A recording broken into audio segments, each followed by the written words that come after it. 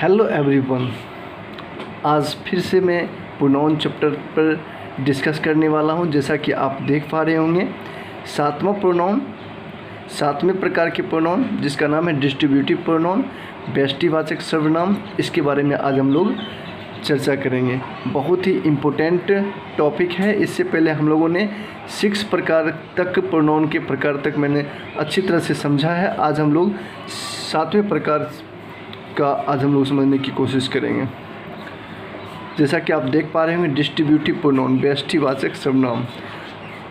Each, either और neither को distributive pronoun कहते हैं। ये एकदम सिंपल सा परिभाषा है डिस्ट्रीब्यूटिव प्रोनाउन का। ईच, आइदर और नाइदर को डिस्ट्रीब्यूटिव प्रोनाउन कहते हैं। मात्र 3 हैं, ईच, आइदर और नाइदर। आप बिल्कुल समझ गए होंगे, बिल्कुल आसान परिभाषा है। When each, either and neither are used as pronoun, they are called distributive pronoun.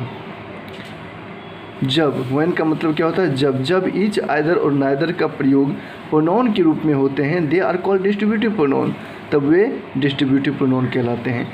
अब हम लोग जान लेते हैं each का मतलब क्या होता है, आइदर का मतलब क्या होता है, नाइदर का मतलब हिंदी अर्थ क्या होता है। ईच का मतलब होता है प्रत्येक, आइदर मतलब होता है 2 में से कोई एक, नाइदर मतलब होता है 2 में से कोई नहीं। तो ये 3 हैं जिनको हम लोग डिस्ट्रीब्यूटिव प्रोनाउन के नाम से जानते हैं। जैसा कि प्रोनाउन के बारे में आप अवगत हैं, जो नाउन के बदले में आता है उसे हम लोग प्रोनाउन कहते हैं, है ना। तो यहाँ पर जो है ईच, आइदर और नाइदर जो है ये प्रोनाउन के रूप में आएंगे। तो इस प्रोनाउन को हम लोग कौन सा प्रोनाउन कहेंगे? Distributive pronoun. तो आप लोग बिल्कुल पहचान गए होंगे। ईच मतलब क्या होता है? प्रत्येक, आइदर मतलब 2 में से कोई एक, नाइदर मतलब 2 में से कोई नहीं। ऐसे वर्ड का प्रयोग स्पोकन इंग्लिश में ज़्यादातर होता है।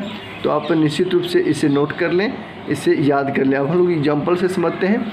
एग्जाम्पल में इस प्रकार से रहेगा, जैसे कि each of the boys gets a prize. Each of the boys gets a prize, प्रत्येक लड़के को पुरस्कार मिला।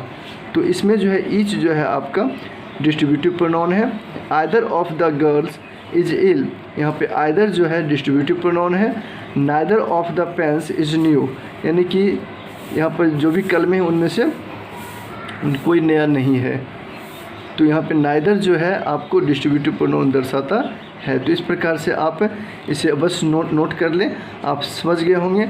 और अगर आप इस प्रकार की एक्सरसाइज को बनाना चाहते हैं, डिस्ट्रीब्यूटिव प्रोनाउन के चैप्टर को बनाना चाहते हैं, तो आप ये जो बुक है ऑक्सफोर्ड जूनियर इंग्लिश ट्रांसलेशन, इस बुक को आप निश्चित रूप से जो है मार्केट से ख़रीद करके, जो कि सभी जगह उपलब्ध है, इसे खरीद करके आप इस एक्सरसाइज को बना सकते हैं। डिस्ट्रीब्यूटिव प्रोनाउन बिल्कुल ये एक्सरसाइज है आपके इस किताब में।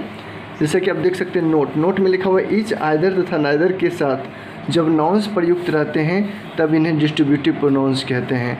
लेकिन ईच, आइदर और नाइदर के साथ नाउन्स प्रयुक्त रहते हैं तब इन्हें डिस्ट्रीब्यूटिव प्रोनाउन के एडजेक्टिव कहते हैं।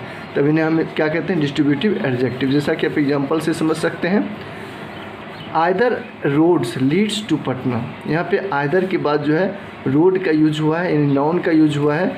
तो यहाँ पर हम इसको डिस्ट्रीब्यूटिव एडजेक्टिव कहेंगे। ईच गर्ल इज़ इंटेलिजेंट, यहाँ पे ईच गर्ल यानी इसके बाद नाउन का इस्तेमाल हुआ है। तो यहाँ पर हम लोग ईच को डिस्ट्रीब्यूटिव एडजेक्टिव कहेंगे। आइदर वॉच इज़ चीप, यहाँ पे नाइदर वॉच इज़ चीप, यानी नाइदर जो है ये आपको डिस्ट्रीब्यूटिव एडजेक्टिव कहलाएगा, क्योंकि नाइदर के बाद नाउन्स का यूज हुआ है। तो बिल्कुल आप लोग समझ गए होंगे। तो ईच, आइदर, और यहाँ पर हम देख लें तो ईच के बाद प्रीपोजिशन का यूज हुआ है। जब इस प्रकार का यूज रहे तो आप समझ जाएंगे कि ये डिस्ट्रीब्यूटिव प्रोनाउन है। तो चलिए, हम लोग आज का जो टॉपिक था इसको बहुत ही कम समय में एंड किया है। डिस्ट्रीब्यूटिव प्रोनाउन को यहाँ से आप बिल्कुल नोट कर सकते हैं, और कोई भी स्टूडेंट बिल्कुल अच्छी तरह से यहाँ पर से नोट कर सकता है। तो बिल्कुल मुफ्त में ये, और कुछ समय में आपको एक प्रोनाउन समझ में आ जाएगा।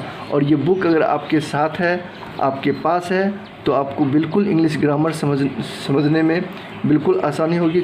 यहाँ पर ट्रांसलेशन लिखा हुआ है, लेकिन इसी बुक का ग्रामर मिलता है, ठीक है। तो आप लोग ग्रामर ले लें, ऑक्सफोर्ड जूनियर इंग्लिश ग्रामर, और उस बुक से आप प्रिपरेशन जब करेंगे तो बिल्कुल आप उसको कम से कम समय में इंग्लिश ग्रामर समझ में आने लग जाएगी। बिल्कुल मेरे चैनल से जुड़े रहें और आपको जो है फ्री ऑफ कॉस्ट बेहतरीन तरीक़ा से नोटबुक के माध्यम से आपको इंग्लिश ग्रामर सिखाया जाएगा, बिल्कुल कोचिंग और ट्यूशन की तरह। Thank you. फिर मिलते हैं नेक्स्ट वीडियो में। अगर वीडियो अच्छा लगा हो तो लाइक ज़रूर करें और कमेंट ज़रूर करें, शेयर ज़रूर करें। Thank you. All the best. Have a nice day.